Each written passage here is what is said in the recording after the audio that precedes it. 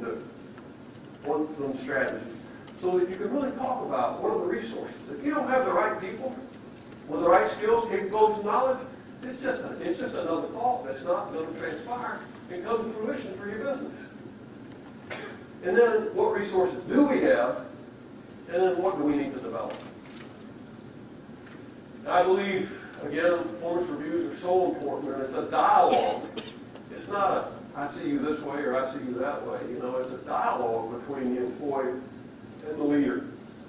And they do goal setting, understand what's expected from them, understand how to meet those things, and they get coached on it.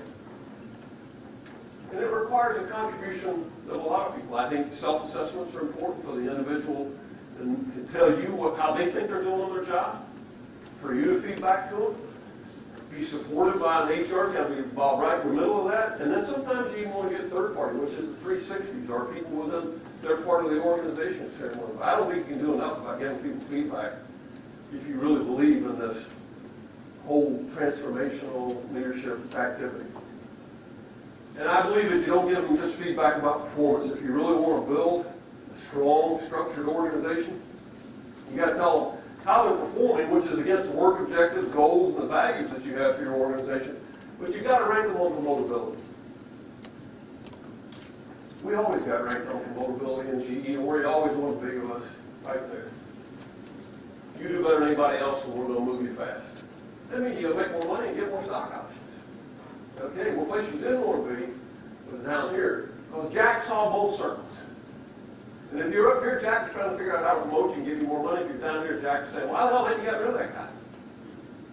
And, you know, it's important to understand both the performance and the promotability of people. Now, there's nothing wrong with having a bunch of steady eddies who, you know, are fully meeting their job, they're well placed, they may have some potential to grow.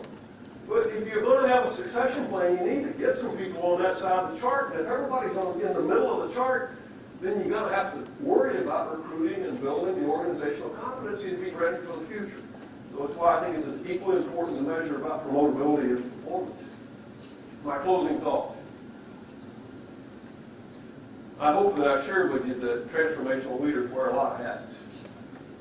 You can lead all that stuff, but some days I felt I was every one of those. And some days, you know, even doing those things wasn't enough. But, you know, at the end of the day, I think your primary role is to transform the organization, to close that gap, to move whatever it takes from the strategy to those success factors. Not to be a caretaker. Managers are caretakers.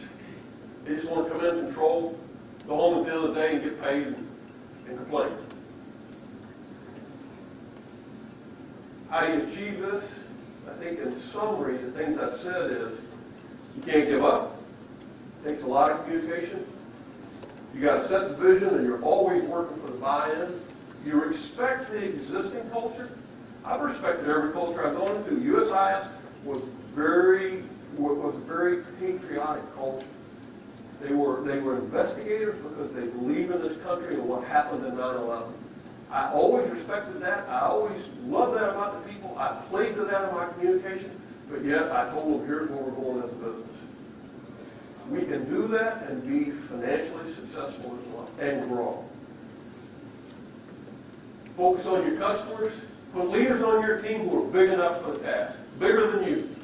Hire people who are better than you. All for one for all environment. Develop that level of discipline and self-awareness. Get balanced stuff, self-esteem and mental toughness. Boy, a lot of people can tell you you're an idiot some days when you're trying to drive this and they can't see that picture in your head. So you got to be able to balance where you're trying to go for the long term versus how people feel about you in the short term. There was nobody that liked me at USIS when I first showed up. I was just another guy that was going to create more problems for a long list of problems we already had. And then continue to learn from your experiences. But, you know, I just don't think there's a better feeling in the world than being a transformational leader. And really changing a business's future and the people's future and its performance and its ability to compete and sustain and grow in its marketplace. I just don't believe there's a better feeling. As a leader, I don't know how you settle for less. Then there are some flaws, and I leave you with those. At the top, you know,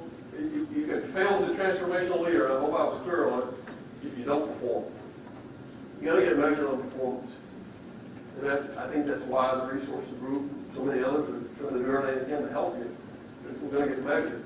We're measured by our teams, we're measured by ourselves, we're measured by our investors on our performance. Lack of sensitivity, aloof, trail of trust, failure to delegate, play politics, you can read the list.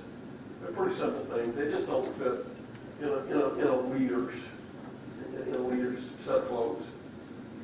And it's, it's the kind of people you can't afford to keep in your organization and embrace them as leaders if they've got those issues as well. And the last thing I would share with you is another quote. It's about transformational leadership. Sometimes I feel just like Cole Powell does. Being responsible just means pissing people off. So thanks for your attention, and we got a few minutes left for questions.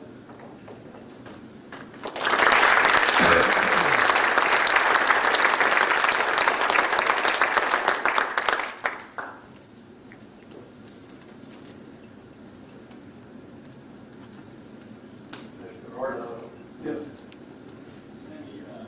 GE's had a strong focus, continues to focus on developing people. Part of the development is getting rid of poor performance.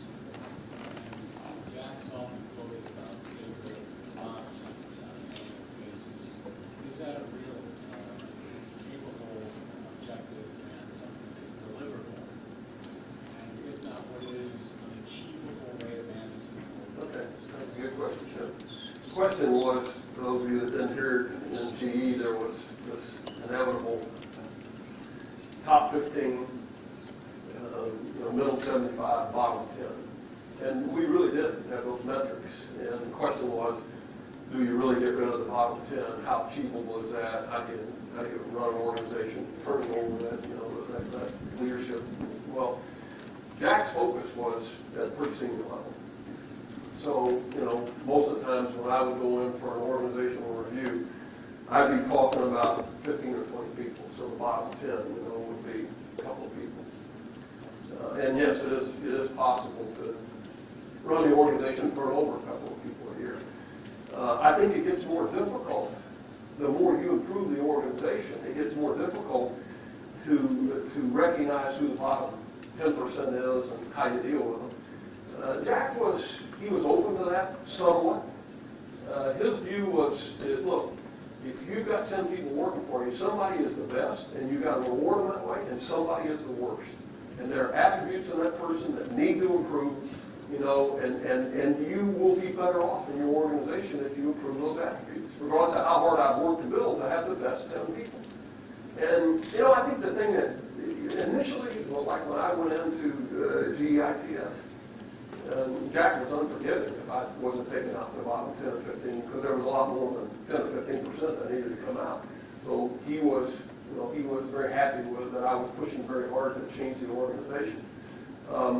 I would tell you that as time went on, and we began to really move the needle on getting out of a negative, earnings situation, what Jack would accept was that I would identify him and that there was time to coach him. So then it's, in 6 months, can you move this individual up to where you're going to drop somebody else down and start having Jack attack that person? But he never went up on it. But, there was more understanding given where the business was. But I still reflect on that today. And I still say that if you try to say that, the bottom 10% of that one person out of the 10 direct reports you've got, if that's the lowest performer on your team, if he was as good as your top performer, would it take you somewhere else in your business? And that's always the way I was taught to think about it. And still think about it that way today. When I went into USIS, in the first 4 months, I changed the entire senior leadership team except one person. And then I had to start thinking about them. John didn't ask me to do that. I started thinking about those 9 people working for me as who was the top and who was the bottom. And over the course of the next 3 years, on that senior leadership team, there were 4 more changes. I changed 9 people out in 4 months and made 4 more changes in that senior leadership team over the next 4 years. I don't know what they're doing with it today, but that's how I read it. Yes?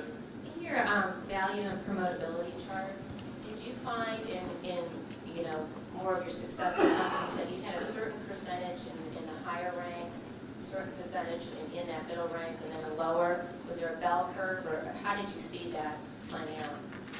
Again, it kind of depended upon the timing of the organization. If you looked at the senior team in that chart, it was a very skewed chart early on in the organization because there were a few people that made it to the middle of the chart, and most of the others were on this end. So it wasn't a bell-shaped chart. And what you ultimately want to get it to is a bell-shaped chart, where you've got 10% or 15% in that upper quadrant. Your steady eddies in the middle, and then you're dealing with 10% on the bottom end. So yes, it is a bell-shaped curve, but it takes a lot of work and a lot of time to get it there. I think if you're just told to make that be a bell-shaped curve early on, then you're really not doing justice to the people or to the organization.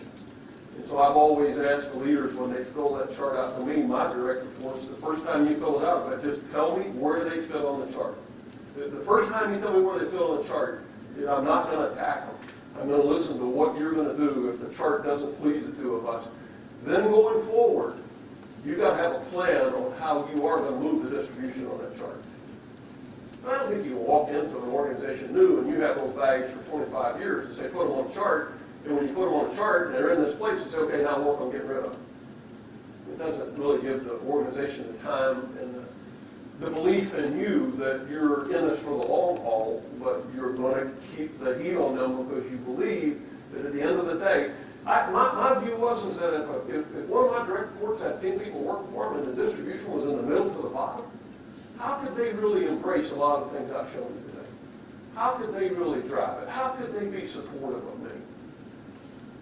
And so you had to move the distribution on that chart because it wasn't just, as you saw on the chart, it wasn't just about their performance, it was about their values, and about their plans, and about their goals and objectives. And everything I wanted to do had to become what they wanted, and they needed to be giving me ideas about where I was wrong. People in the middle of the chart to the bottom of the chart don't ever tell you about anything you're doing wrong. They just want to be left alone and get paid.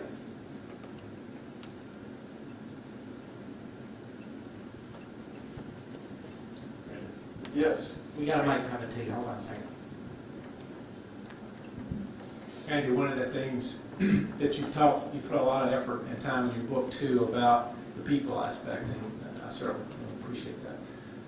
Tell us what are the top 3 to 5 things you looked for in your human resources executive, because the things that you implemented, the process had to be delivered. And while I think you probably did it all yourself, I'm not sure you did. No, really, I believe in the triumphant.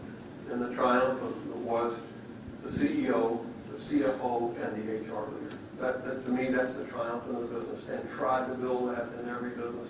I believe the HR leader has an equal seat at the table with the CFO and the CEO. I believe this is strategically important to the business, and I believe you have to have an HR leader who can take everything that I've described to you. As the CEO, I would give it to him, and he has to run with it. He has to teach the people how to value that performance. He's got to drive the performance appraisal process. He's got to drive the organization staff to review. He's got to set up the development training. He's got to build our own college for district management. I held my HR leaders very accountable to that. I turned over 4 people after turning over the whole staff in that 4-year period that I ran. The 4 people I turned over, 3 of them were my HR leaders because I couldn't get that kind of HR leadership. I think it's the hardest job to find is an HR leader who can sit at the table and drive the business like I've described today. I think it's a thing. And to the HR leaders in here, they sat through this pitch once. I think they knew exactly how I was going to answer that. And I talked to a couple of them this morning, and I think they embrace it, and I think they want to sit at the table. And so for CEOs and CFOs in the room, if they aren't sitting at the table, put them there. If they can't do it, put somebody there that can. And it's a great question. It is a critical aspect of driving everything that I talked about. May have time for one more. Anybody got another one? Okay, thanks a lot. I really appreciate it.